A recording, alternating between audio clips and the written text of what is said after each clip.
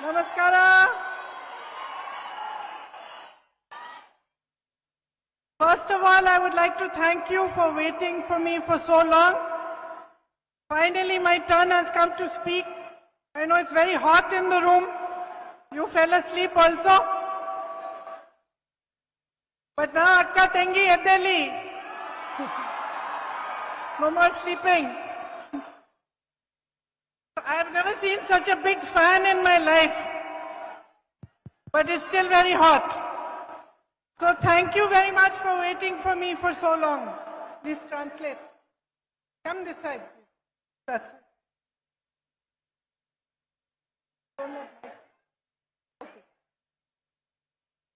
ಮೊದಲನೇದಾಗಿ ಕರ್ನಾಟಕ ರಾಜ್ಯದ ಮೂಲೆ ಮೂಲೆಯಿಂದ ಬಂದಂತ ಎಲ್ಲ ನನ್ನ ಅಕ್ಕ ತಂಗಿಯರಿಗೆ ಸ್ವಾಗತ ಮಾಡ್ತೀನಿ. ಹೇಳಿ ಎದ್ದೇಳಿ ಈ ಸಂದೇಶವನ್ನ ಕೊಡ್ಲಿಕ್ಕೆ ನಾನು ಕರ್ನಾಟಕಕ್ಕೆ ಬಂದಿದ್ದೇನೆ. Respected Shri Siddaramaiah ji, Shri D.K. Shivkumar ji, Shri Surjewala ji, Shri B.K. Hari Prasad ji, Shri H.B. Patil ji, Shri Muniappa ji, Shri H.K. Patil ji, Shri Dinesh Kundu Rao ji, Srimati Margaret Alva ji, Srimati D.K. Tara Devi ji, Srimati Netta D'Souza ji, all my sisters and colleagues on the stage, and all the leaders of the Congress party, sisters and brothers who have come to hear me. Welcome to this meeting. ಕಾರ್ಯಕ್ರಮದಲ್ಲಿ ಉಪಸ್ಥಿತರಿರುವಂತ ಎಲ್ಲ ಕರ್ನಾಟಕ ಕಾಂಗ್ರೆಸ್ ಪಕ್ಷದ ಹಿರಿಯ ನಾಯಕರೇ, ವೇದಿಕೆ ಮೇಲೆ ಆಸೀನರಾದಂತ ಎಲ್ಲ ನನ್ನ ಮಹಿಳಾ ನಾಯಕಿಯರೇ, ತಮ್ಮೆಲ್ಲರಿಗೂ ಸ್ವಾಗತ. It is a great honor for me to be here today. You are the people of Karnataka. You are intelligent, hardworking, strong, and you have made the whole country proud. Madam, one more time, please. Sorry? One more time. You can repeat one more time, please. I said it is a great honor for me to be here today with all of you because you are the people of Karnataka. You are intelligent, hardworking, strong, resilient, and you have built this state which makes the whole country proud. ಇವತ್ತು ಕರ್ನಾಟಕ ರಾಜ್ಯ ಬಹಳಷ್ಟು ಹೆಮ್ಮೆ ಪಡ್ತಾ ಇದೆ. ಕರ್ನಾಟಕ ರಾಜ್ಯವನ್ನ ಹೆಮ್ಮೆ ಪಡಿಸುವಂತ ಕೆಲಸವನ್ನ ನೀವೆಲ್ಲರೂ ಮಾಡಿದಿರಾ ಅಂತ ಹೇಳಲಿಕ್ಕೆ ಬಯಸ್ತೇನೆ.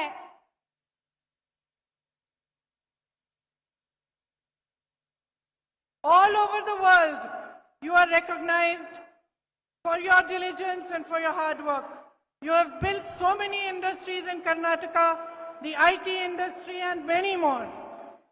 ಇಡೀ ವಿಶ್ವದಲ್ಲಿ ಕರ್ನಾಟಕ ಅಂತಂದ್ರೆ ತುಂಬಾ ಗುರುತಿಸ್ತಾರೆ. ಹೆಮ್ಮೆ ಪಡುವಂತ ಕೆಲಸವನ್ನ ಕರ್ನಾಟಕದವ್ರು ನೀವು ಮಾಡಿದೀರಾ.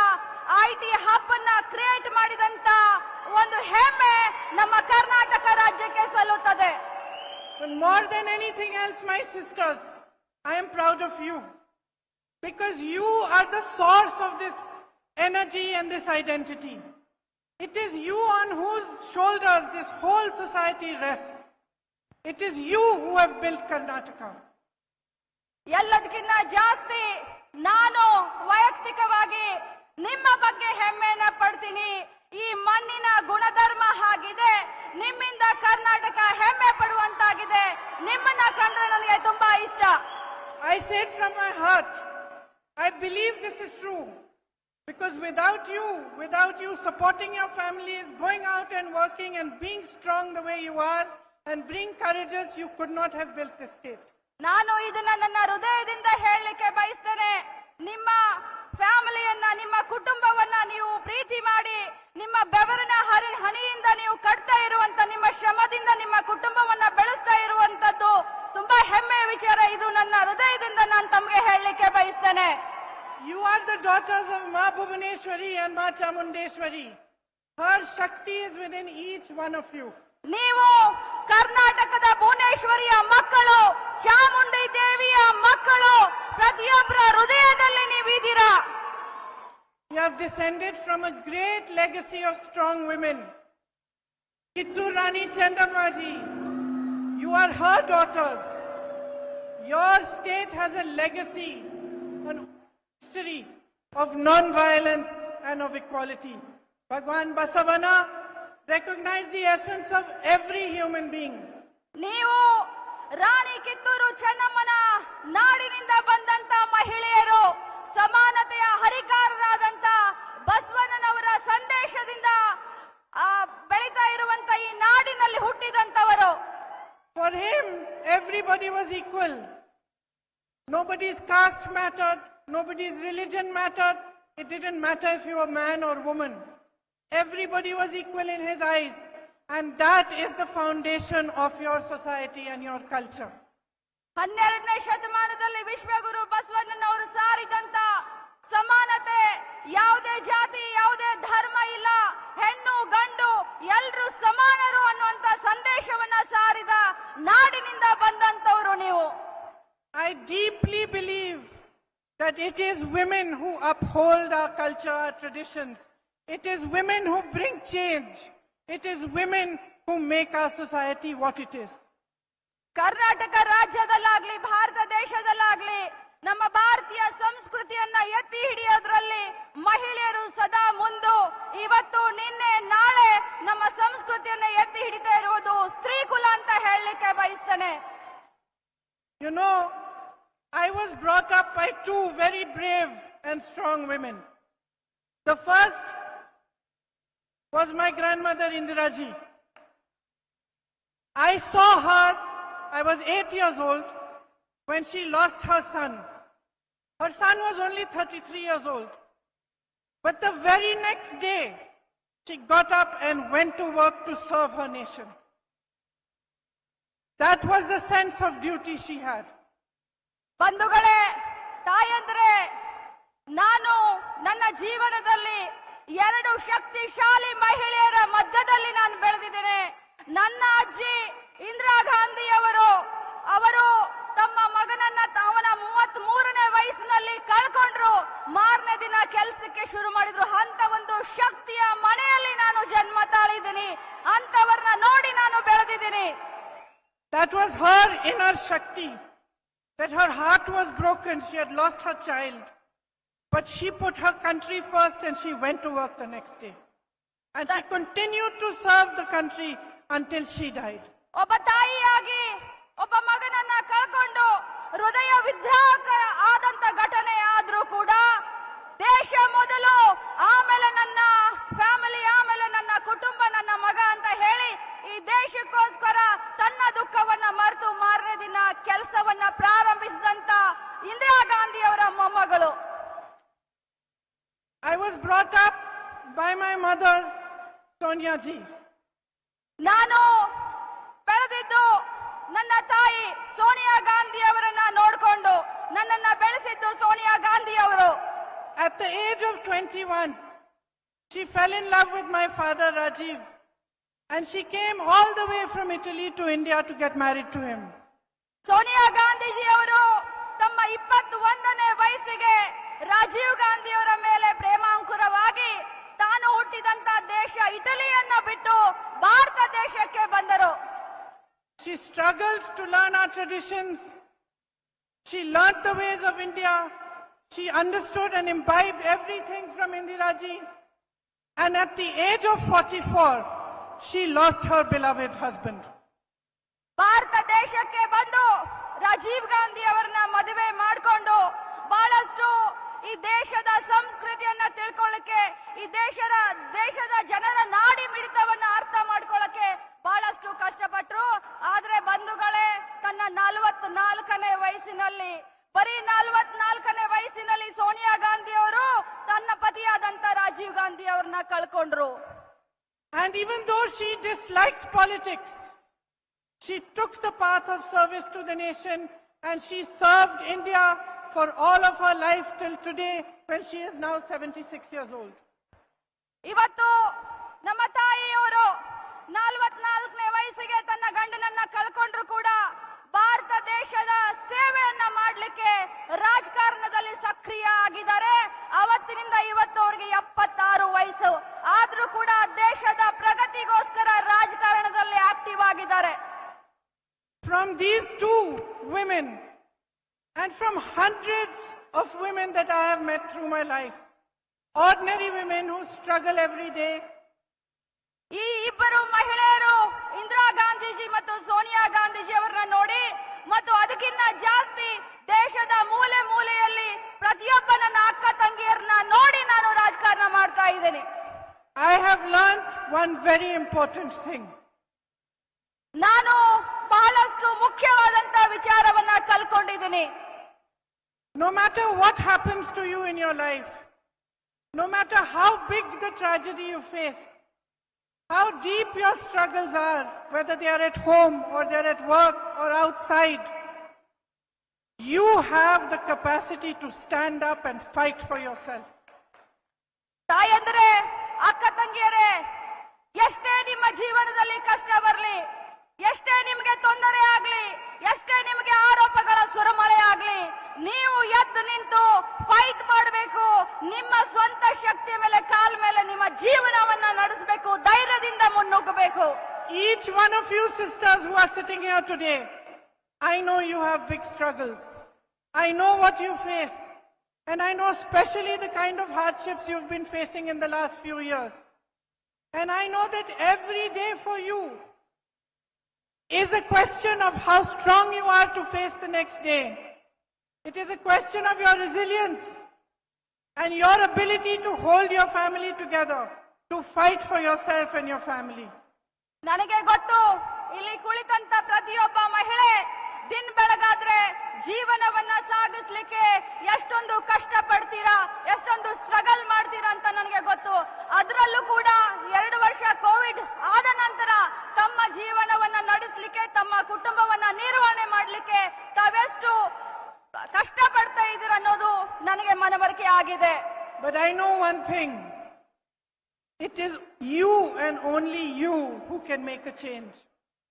ನನಗೆ ಗೊತ್ತು, ನಿಮ್ಮ ಜೀವನವನ್ನ, ನಿಮ್ಮ ಭವಿಷ್ಯವನ್ನ ಬರೀ ನೀವಷ್ಟೇ ಬರೆಯಬಹುದು, ನೀವಷ್ಟೇ ಭವಿಷ್ಯವನ್ನ, ನಿಮ್ಮ ಜೀವನವನ್ನ ಬರೆಯಬಹುದು ಅನ್ನೋದು ನನಗೆ ಗೊತ್ತು. So I want to ask you today, standing here, my sisters, is it not time for you to start making a change? ನಾನು ನಿಮ್ಮನ್ನ ಕೇಳಲಿಕ್ಕೆ ಬಯಸ್ತೇನೆ, ನನ್ನ ಅಕ್ಕ ತಂಗಿಯರೇ, ಈ ಸಂದರ್ಭ, ಈ ಸಮಯ ರಾಜ್ಯದಲ್ಲಿ ಬದಲಾವಣೆಯನ್ನ ಬಯಸುವ ಕಾಲ ಸನ್ನಿಹಿತ ಬಂದಿದೆಯಾ ಇಲ್ಲ? What is it that you want out of your lives? You want an education? Yes or no? ನಿಮ್ಮ You want employment, jobs?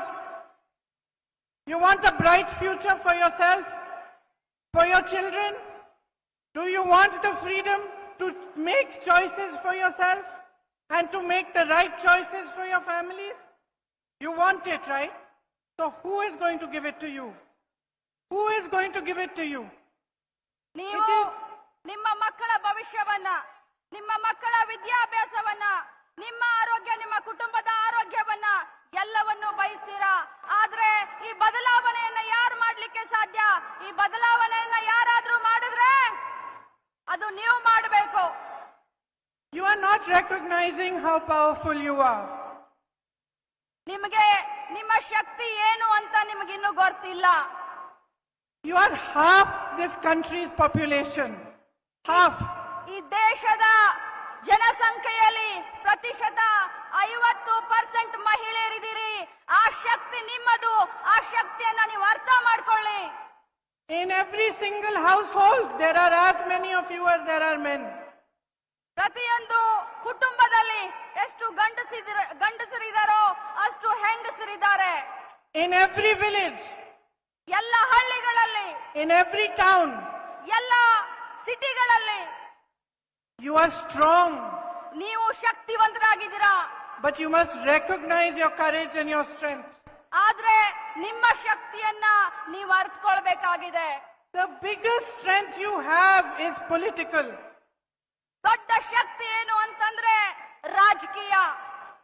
Have you seen how political parties know that, okay, I will make these people happy, I'll get their vote.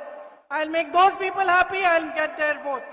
Why do they not say that they will work for women? ನೀವು ನೋಡಿದಿರಲ್ಲ, ರಾಜಕೀಯ ಪಕ್ಷಗಳು ಈ ಸಮುದಾಯವನ್ನ ಈ ಸಮಾಜವನ್ನ ಖುಷಿ ಮಾಡಿದ್ರೆ ಸಂತಸ ಪಡಿಸಿದ್ರೆ ನನಗೆ ಓಟ್ ಸಿಕ್ಕುತ್ತೆ, ಈ ಸಮುದಾಯವನ್ನ ಖುಷಿ ಪಡಿಸಿದ್ರೆ ನನಗೆ ಓಟ್ ಸಿಕ್ಕುತ್ತೆ ಅಂತ.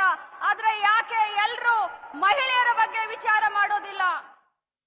Why are you not forcing every political party to take note and to start working for your equality and your rights? ಎಲ್ಲ ರಾಜಕೀಯ ಪಕ್ಷಗಳಿಗೆ ಒಂದು ಸಂದೇಶವನ್ನ ನೀವು ಇವತ್ತು ಕೊಡಬೇಕು. ಹೇಳಿ ಮಹಿಳೆಯರೇ, ನೀವು ಬದಲಾವಣೆಯನ್ನ ಬಯಸಿದ್ರೆ ಯಾವುದೇ ರಾಜಕೀಯ ಪಕ್ಷವನ್ನ ಮನೆಗೆ ಕಳಿಸ್ತೀನಿ, ನಿಮ್ಮ ಬಗ್ಗೆ ಅವರು ಬಹಳಷ್ಟು ಸೀರಿಯಸ್ ಆಗಿ ವಿಚಾರ ಮಾಡುವಂತ ಸಮಯ ಈಗ ಬಂದಿದೆ. I'll ask you a very simple question. I don't want to criticize the BJP only because I'm opposing them. I'm not interested. I want to ask you, all my sisters sitting here, one simple question and I want the answer.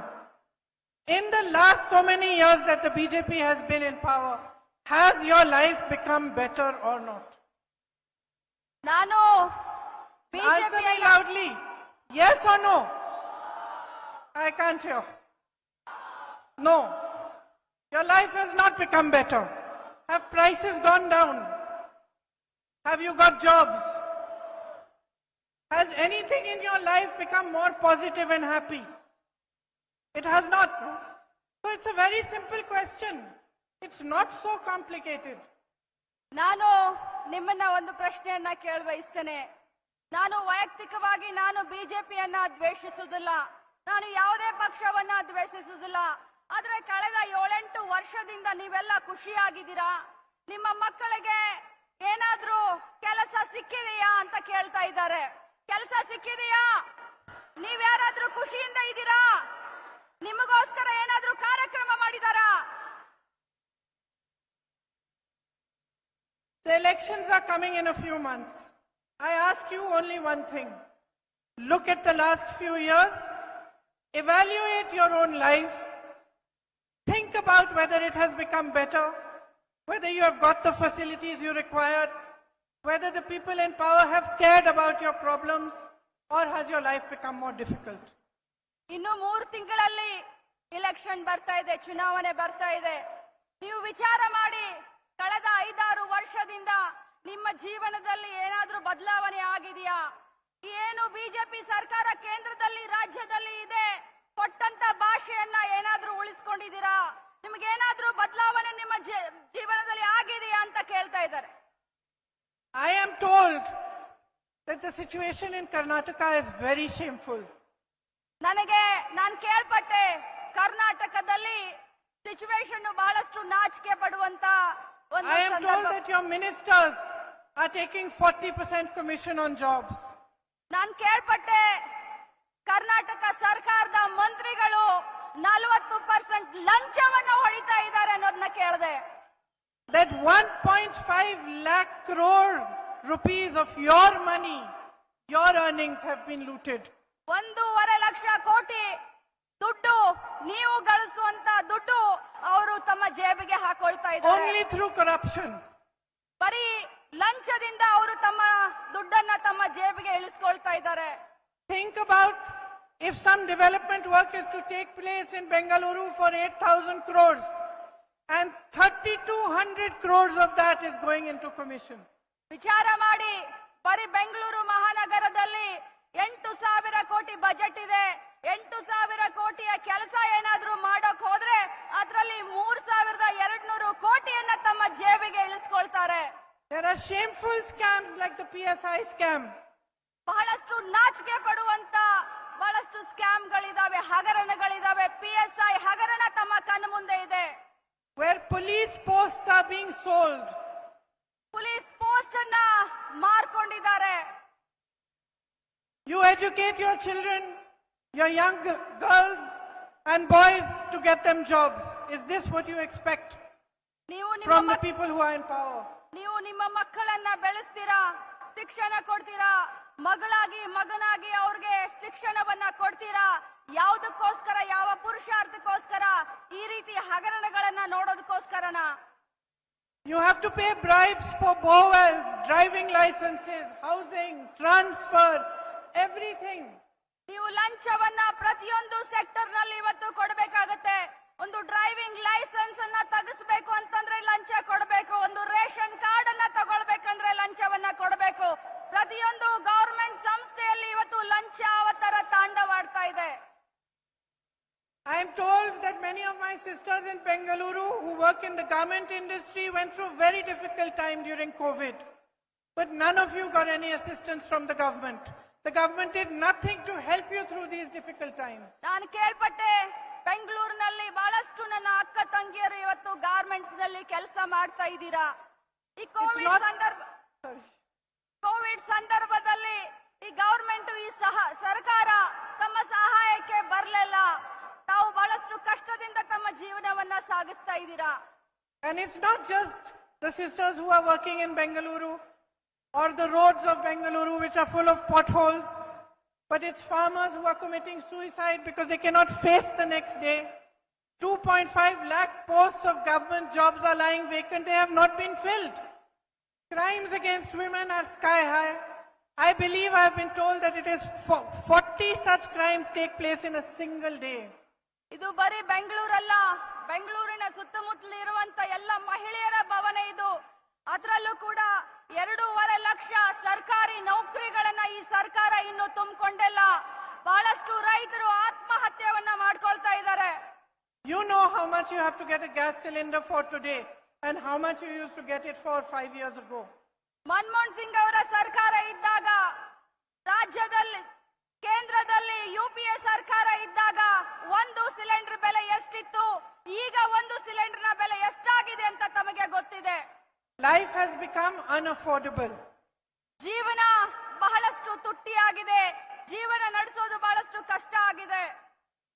Whether it is fees, marriage ceremonies, competitive exams, everything has become a burden. ಯಾವುದೇ ಹಂತ ಇರಬಹುದು, ಯಾವುದೇ sector ಇರಬಹುದು, school fees ಆಗಿರಬಹುದು, college fee ಆಗಿರಬಹುದು, marriage ಸೆರೆಮನಿಗಳಾಗಿರಬಹುದು, ಏನೇ ಕಾರ್ಯಕ್ರಮಗಳನ್ನ ಮಾಡಿದ್ರು ಕೂಡ ಇವತ್ತು ಬೆಲೆ ಗಗನಕ್ಕೇರಿದೆ. But nobody is holding the government accountable. Nobody is asking them about these things. ಆದ್ರೆ ದುರ್ದೈವ, ಇವತ್ತಿನವರೆಗೂ ಗವರ್ಮೆಂಟ್ ಅನ್ನ ಯಾರು ಕ್ವಶನ್ ಮಾಡ್ತಾ ಇಲ್ಲ. ಯಾಕೆ ಬೆಲೆ ಏರ್ತಾ ಇದೆ ಅಂತ ಹೇಳಿ ಅವ್ರನ್ನ ಯಾರು ಕೂಡ ಕೇಳ್ತಾ ಇಲ್ಲ. So they are busy creating distractions, busy changing syllabus in textbooks, changing the teachings of Bhagwan Basavana in the textbooks, creating controversies rather than creating jobs. ಬಂಧುಗಳೇ, ಆ ಬೆಲೆ ಏರಿಕೆ ಬಗ್ಗೆ, ಇನ್ನೊಂದ್ರ ಬಗ್ಗೆ ತಾವೇನು ಕೇಳಬಾರ್ದು ಅಂತ ಹೇಳಿ ನಮ್ಮ ಮನಸ್ಸನ್ನ ವಿಚಲಿತಗೊಳಿಸ್ತಾ ಇದ್ದಾರೆ. ನಮ್ಮ ಓದಿನ ಒಂದು ಟೆಕ್ಸ್ಟ್ ಬುಕ್ ನಲ್ಲಿ ಏನೋ ಬದಲಾವಣೆಗಳನ್ನ ಮಾಡಿ ನಮ್ಮ ದಿಕ್ಕನ್ನ ಚೇಂಜ್ ಮಾಡುವಂತ ಕೆಲಸವನ್ನ ಬಿಜೆಪಿ ಸರ್ಕಾರ ಮಾಡ್ತಾ ಇದೆ. The entire policy functions to benefit a few business people. ಬಿಜೆಪಿಯ ಪಕ್ಷದ ಸಿದ್ಧಾಂತ ಬರೀ ಕೆಲವು ಬಂಡವಾಳಶಾಹಿಗಳಿಗೆ ಒಳ್ಳೆದಾಗಬೇಕು ಅಂತ ಕೆಲಸ ಮಾಡುವಂತದ್ದು. These few people become richer and richer and the rest of the country is becoming poorer and poorer. ಏನು ಬಂಡವಾಳಶಾಹಿಗಳನ್ನ ಬಿಜೆಪಿ ಅವರು ಬೆಳೆಸ್ತಾ ಇದ್ದಾರೆ, ಅವರು ದಿನದಿಂದ ದಿನಕ್ಕೆ ಶ್ರೀಮಂತರು ಆಗ್ತಾ ಇದ್ದಾರೆ. ಆದ್ರೆ ನನ್ನ ಭಾರತ ದೇಶ ಮಾತ್ರ ಬಡತನದಲ್ಲಿ ಮುಳುಗ್ತಾ ಇದೆ. All the sources for jobs have practically shut down. The PSUs have been sold to the Prime Minister's rich friends. ಬಹಳಷ್ಟು ಖಾಸಗೀಕರಣ ಆಗ್ತಾ ಇದೆ. ಎಲ್ಲ ಜಾಬ್ಗಳು ಇವತ್ತು ಮಾರಾಟಕ್ಕಿದೆ. ಎಲ್ಲ ಕ್ಷೇತ್ರವನ್ನು ಕೂಡ ಖಾಸಗೀಕರಣವನ್ನ ಮಾಡಿ ಎಲ್ಲ ಭಾರತ ದೇಶದ ಆಸ್ತಿಯನ್ನ ಮಾರ್ತಾ ಇದ್ದಾರೆ. Instead of giving incentives to agriculture where jobs can be produced, agriculture is suffering, farmers are suffering. ರೈತರಿಗೆ ಬಹಳಷ್ಟು ಕಷ್ಟ ಆಗ್ತಾ ಇದೆ. ಅವ್ರಿಗೆ ಸಬ್ಸಿಡಿಯನ್ನ ಕೊಡುವಂತ ಕೆಲಸ ಆಗಬೇಕು. And you know better than I do that small businesses and medium-sized businesses have suffered tremendously due to GST, demonetization and many of the policies of the government. Those are other sources of jobs. ನಮ್ಮ ಭಾರತ ದೇಶದ ಶಿಲ್ಪದಲ್ಲಿ small scale ಇಂಡಸ್ಟ್ರಿಗಳು ಕೂಡ ಬಹಳಷ್ಟು ಜವಾಬ್ದಾರಿಯನ್ನ ಹೊರ್ತವೆ. ಆದ್ರೆ GST ಆಗಿರಬಹುದು, demonetisation ಆಗಿರಬಹುದು, ಅವಿಜ್ಞಾನಿಕ ಇವರ ಒಂದು ಕೆಲಸಕ್ಕೆ ಅವೆಲ್ಲ ಇವತ್ತು ಕೂಡ ಶೀತಲಗೊಂಡಿದ್ದಾವೆ, ಕುಂಠಿತಗೊಂಡಿದ್ದಾವೆ. ಎಲ್ಲರೂ ಕೂಡ ತೊಂದರೆಯಲ್ಲಿದ್ದಾರೆ. And if you compare this to Congress governments, you see that the Congress brought in land reforms. It had leaders like Sri Devraj or ಬಂಧುಗಳೇ, ನಾನೊಂದು ಮಾತನ್ನ ನೆನಪಿಸ್ಲಿಕ್ಕೆ ಬಯಸ್ತೇನೆ. ಕಾಂಗ್ರೆಸ್ ಪಕ್ಷದ ಕಾರ್ಯಕ್ರಮಗಳು, ಅದರಲ್ಲೂ ಡಿ ದೇವರಾಜ್ ಅರಸ್ ಅವರು ಇದ್ದಂತ ಸಂದರ್ಭದಲ್ಲಿ ಉಳುವವನೇ ಹೊಲದ ಒಡೆಯ ಅನ್ನುವಂತ ಕಾರ್ಯಕ್ರಮವನ್ನ ತಗೊಂಡು ಬಂದ್ವಿ. It waived off loans for farmers. 8,000 crores of loans were waived off. The IT hub was built by the Congress party along with all your efforts and hard work, because the Congress party respected your hard work. ಬಂಧುಗಳೇ, ಸಿದ್ದರಾಮಯ್ಯ ಸಾರು ಮುಖ್ಯಮಂತ್ರಿ ಆದಂತ ಸಂದರ್ಭದಲ್ಲಿ ಸುಮಾರು 8,000 ಕೋಟಿಯ 50,000 ತಲಾ ರೈತರ ಸಾಲವನ್ನ ಮನ್ನಾ ಮಾಡಿ ರೈತರಿಗೆ ಚೇತನವನ್ನ ತುಂಬುವಂತ ಕೆಲಸವನ್ನ ಮಾಡಿದ್ರು. You had schemes like Anna Bhagya, where 7 kilos of food grain and 1 kg of tuar dal was given to 3.8 crore beneficiaries. 3,08,00,000 ಜನರಿಗೆ ಅನ್ನ ಭಾಗ್ಯದಲ್ಲಿ ಅಕ್ಕಿ ಇರಬಹುದು, ಗೋಧಿ ಇರಬಹುದು, ಬೇಳೆ ಇರಬಹುದು, ಸುಮಾರು 3,08,00,000 ಕುಟುಂಬಗಳಿಗೆ ಅನ್ನ ಭಾಗ್ಯದ ಯೋಜನೆಯನ್ನ ಕಾಂಗ್ರೆಸ್ ಪಕ್ಷದ ಸರ್ಕಾರ ತೆಗೆದುಕೊಂಡು You had Indira canteens, Kshira Bhagya, Matrupurna schemes, through which all of you benefited. Indira canteen ಅನ್ನುವಂತ ಜನಪ್ರಿಯ ಕಾರ್ಯಕ್ರಮವನ್ನ ಕಾಂಗ್ರೆಸ್ ಪಕ್ಷ ತಗೊಂಡು ಬಂತು. ಬರೀ ಶ್ರೀಮಂತರ ಮಕ್ಕಳು ಹಾಲು ಕುಡಿಯೋದಲ್ಲ, ಎಲ್ಲ ಸಮಾಜದ ಬಡವರು ಮಕ್ಕಳು ಕೂಡ ಹಾಲು ಕುಡಿಬೇಕು ಅನ್ನುವಂತ ಕ್ಷೀರ ಭಾಗ್ಯವನ್ನ ಕೂಡ ನಮ್ಮ ಕಾಂಗ್ರೆಸ್ ಪಕ್ಷದ ಸರ್ಕಾರ ತಗೊಂಡು ಬಂತು. ಜೊತೆಯಲ್ಲಿ ಬಸರು ಹೆಣ್ಣು ಮಕ್ಕಳಿಗೆ ಮಾತೃಪೂರ್ಣ ಅನ್ನುವಂತ ಹೆಣ್ಮಕ್ಳ ಒಂದು ಸಶಕ್ತೀಕರಣಕ್ಕೆ ಪೌಷ್ಟಿಕ ಆಹಾರ ಸಿಗಲಿ ಅನ್ನೋದಕ್ಕೆ ಮಾತೃಪೂರ್ಣ ಕಾರ್ಯಕ್ರಮವನ್ನ ಕೂಡ ನಮ್ಮ ಕಾಂಗ್ರೆಸ್ ಪಕ್ಷದ ಸರ್ಕಾರ ತಗೊಂಡು ಬಂತು. And so many other schemes like self-help group schemes, even Anganwadi workers and helpers, their wages were increased. So many things were done by the Congress party. Karnataka ರಾಜ್ಯದಲ್ಲಿ ಮಹಿಳೆಯರನ್ನ ಸಬಲೀಕರಣಗೊಳಿಸಲಿಕ್ಕೆ ಸ್ತ್ರೀ ಶಕ್ತಿ ಕಾರ್ಯಕ್ರಮವನ್ನ ತೆಗೆದುಕೊಂಡು ಬಂದಂತ ಒಂದು ಕೊಡುಗೆ ಯಾರ್ದಾದ್ರೂ ಇದ್ರೆ ಅದು ನಮ್ಮ ಕಾಂಗ್ರೆಸ್ ಪಕ್ಷದ ಸರ್ಕಾರದ ಕೊಡುಗೆ ಅಂತ ಹೇಳಲಿಕ್ಕೆ ಬಯಸ್ತೇನೆ. ಅದರ ಜೊತೆಯಲ್ಲಿ ಅಂಗನವಾಡಿ ಆಶಾ ಕಾರ್ಯಕರ್ತರ ವೇಜಸ್ ಅನ್ನ, ಅವರ ಪೇಮೆಂಟ್ ಅನ್ನ ಜಾಸ್ತಿ ಮಾಡುವಂತ ಒಂದು ಕೊಡುಗೆ ಕೂಡ ನಮ್ಮ ಕಾಂಗ್ರೆಸ್ ಪಕ್ಷದ್ದು ಅಂತ ಹೇಳಲಿಕ್ಕೆ ಬಯಸ್ತೇನೆ. So today, my sisters, I am here to announce the Nayaki scheme. Nayaki meaning I am a leader. Say Nayaki. No, loudly, nicely. Nayaki. Nayaki. This is your chance to start changing your life, to start changing politics, to ask for women to be respected equally. And this scheme is specially for those women who are working hard day and night at home, supplementing everything, helping to build society, but are ignored by everybody. So in this scheme, each head of a family who is a woman will get 2,000 rupees per month. That means 24,000 rupees will be directly sent to your account in a year.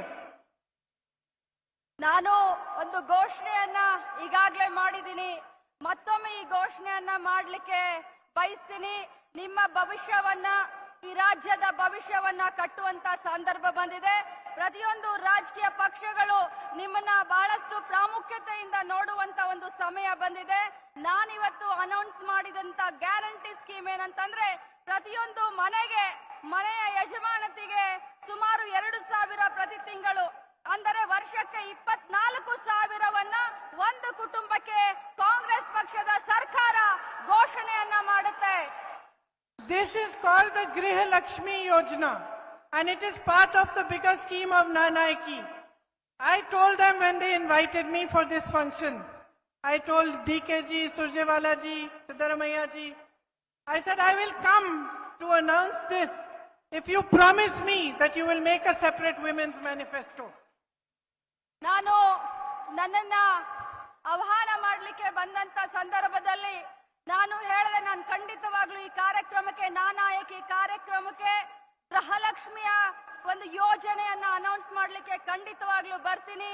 ಆದ್ರೆ ಒಂದೇ ಒಂದು, ನೀವು ಕರ್ನಾಟಕ ರಾಜ್ಯದ ಮಹಿಳೆಯರಿಗೋಸ್ಕರ ಬೇರೆ ಒಂದು ಮ್ಯಾನಿಫೆಸ್ಟೋವನ್ನ ನೀವು ಮಾಡ್ತೀರಿ ಅನ್ನುವಂತ ಒಂದು ಭರವಸೆಯನ್ನ ಕೊಟ್ರೆ ಅಷ್ಟೇ ನಾನು ಕಾರ್ಯಕ್ರಮಕ್ಕೆ ಬರ್ತೀನಿ ಅಂತ ಹೇಳಿದ್ದೆ. Because there is not one thing that we want to do to make you strong. There are many things that we want to do to be able to make you stand up on your own feet and fight for yourselves. You know, we have also announced the 200 rupees, the 200 units free electricity recently. ಬರೀ ಒಂದೇ ಸಮಸ್ಯೆ ಮಹಿಳೆಯರಿಗೆ ಇರೋದಿಲ್ಲ. ಕುಟುಂಬವನ್ನ ನಿರ್ವಹಣೆ ಮಾಡಬೇಕಾದ್ರೆ ಅನೇಕ ಸಮಸ್ಯೆಗಳಿರ್ತಾವೆ. ಅದಕ್ಕೋಸ್ಕರ specially ಸ್ತ್ರೀಯರಿಗೋಸ್ಕರ ಮ್ಯಾನಿಫೆಸ್ಟೋವನ್ನ ಮಾಡಿದ್ರೆ ಸ್ತ್ರೀ ಸಮಸ್ಯೆಗಳ ಬಗ್ಗೆ ಬೆಳಕನ್ನ ಚೆಲ್ಲಲಿಕ್ಕೆ ಸಹಾಯ ಆಗುತ್ತೆ. ಜೊತೆಯಲ್ಲಿ 200 ಯೂನಿಟ್ ಏನು ಪ್ರತಿಯೊಂದು ಮನೆಗೆ ನಾವು ವಿದ್ಯುತ್ ಅನ್ನ ಫ್ರೀ ಆಗಿ ಕೊಡ್ತಾ ಇದ್ದೀವಿ. So 200 units of free electricity will be provided to every house. And in addition, my colleagues will be announcing in their Women's Manifesto many new schemes for all of you to be able to move forward and to bring a change in your lives. ಈಗಾಗಲೇ 200 unit ನಿಮಗೆ free ಆಗಿ ವಿದ್ಯುತ್ ಅನ್ನ ಕೊಡೋದ್ರ ಜೊತೆಗೆ ಗೃಹಲಕ್ಷ್ಮಿ ಅನ್ನುವಂತ ನೂತನ ಯೋಜನೆ ಪ್ರತಿ ತಿಂಗಳು 2,000 ಪ್ರತಿ ಮನೆಯ ಯಜಮಾನಿತಿಗೆ ಕೊಡೋದ್ರ ಮುಖಾಂತರ ಇನ್ನು ಭವಿಷ್ಯದಲ್ಲಿ ಮುಂಬರುವಂತ ದಿನದಲ್ಲಿ ನಮ್ಮ ನಾಯಕರು ಅನೇಕ ಯೋಜನೆಗಳನ್ನ announce ಮಾಡೋರಿದ್ದಾರೆ. So do you believe in a strong Karnataka? ನೀವು Yes or no? Do you believe in a strong society? Are you going to build that strong Karnataka and that strong society? Are you going to lead the way? Are you going to be the leaders of your society, your homes, your villages and your state and your country?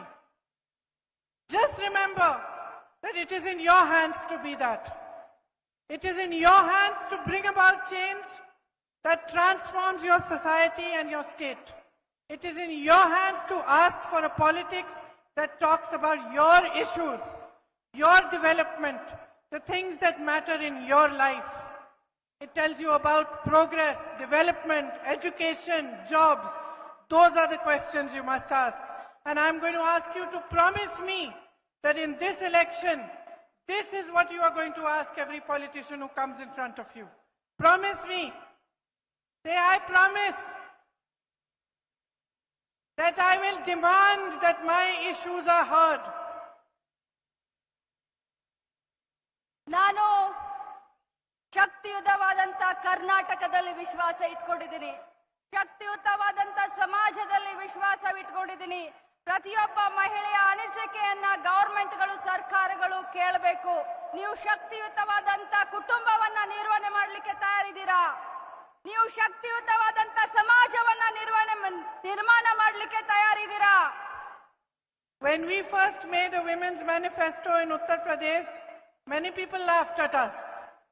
ಉತ್ತರ ಪ್ರದೇಶದಲ್ಲಿ ಮಹಿಳೆಯರಿಗೆ ನಾವು ಒಂದು ಮ್ಯಾನಿಫೆಸ್ಟೋವನ್ನ ಮಾಡಿದಂತ ಸಂದರ್ಭದಲ್ಲಿ ಬಹಳಷ್ಟು ಜನ ಹಾಸ್ಯವನ್ನ ಮಾಡಿದ್ರು. And even though nothing came out of it in terms of votes, ಇಷ್ಟು ಮಾಡಿದ್ರು ಕೂಡ ನಮಗೆ ವೋಟ್ ಆಗಿ ಆ ಮ್ಯಾನಿಫೆಸ್ಟೋ ಪರಿವರ್ತನೆ ಆಗ್ಲಿಲ್ಲ. we managed to make every political party notice women and respond to the needs of women. ನಾವು ಪ್ರತಿಯೊಬ್ಬ ಮಹಿಳೆ ಅದಕ್ಕೆ ರೆಸ್ಪಾಂಡ್ ಆಗುವ ರೀತಿ ನಾವು ಮಾಡಬೇಕಾಗಿದೆ. ಇವತ್ತು Today, even the BJP has been forced to put ads in the newspaper showing what they do for women. ಇವತ್ತು ಬಿಜೆಪಿ ಕೂಡ ಮಹಿಳೆಯರಿಗೆ ಏನೇನೋ ಆಸೆ ಆಮಿಷಗಳನ್ನ ತೋರಿಸುವಂತ ಕೆಲಸವನ್ನ ಮಾಡ್ತಾ ಇದೆ. So by a small thing that we did, we managed to make political parties aware to the fact that they have to be answerable to women. ನಾವೆಲ್ಲ ಮಹಿಳೆಯರು ಮಹಿಳಾ ಶಕ್ತಿಯನ್ನ ತೋರಿಸುವಂತ ಕಾಲ ಬಂದಿದೆ. ಪ್ರತಿಯೊಂದು ಪೊಲಿಟಿಕಲ್ ಪಾರ್ಟಿ ಕೂಡ ನಮ್ಮ ಕಡೆ ನೋಡುವಂತೆ, ತಿರುಗಿ ನೋಡುವಂತೆ ನಾವೆಲ್ಲ ಮಾಡಬೇಕಾಗಿದೆ. So I urge you to make this election about you. ನಾನು ತಮ್ಮೆಲ್ಲರಿಗೂ ಕೂಡ ಕಳಕಳಿಯಂತ ವಿನಂತಿ ಮಾಡ್ತೀನಿ. ಈ ಇಲೆಕ್ಷನ್ ನಿಮ್ಮ ಇಲೆಕ್ಷನ್ ಆಗಿ ನೀವು ಮಾಡಬೇಕಾಗಿದೆ. And about your future. ನಿಮ್ಮ ಭವಿಷ್ಯಕ್ಕೋಸ್ಕರ ಈ ಇಲೆಕ್ಷನ್ ನ ಮಾಡಿ ಚುನಾವಣೆಯನ್ನ ಮಾಡಬೇಕಾಗಿದೆ. Jai Hind. Jai Hind. Thank you.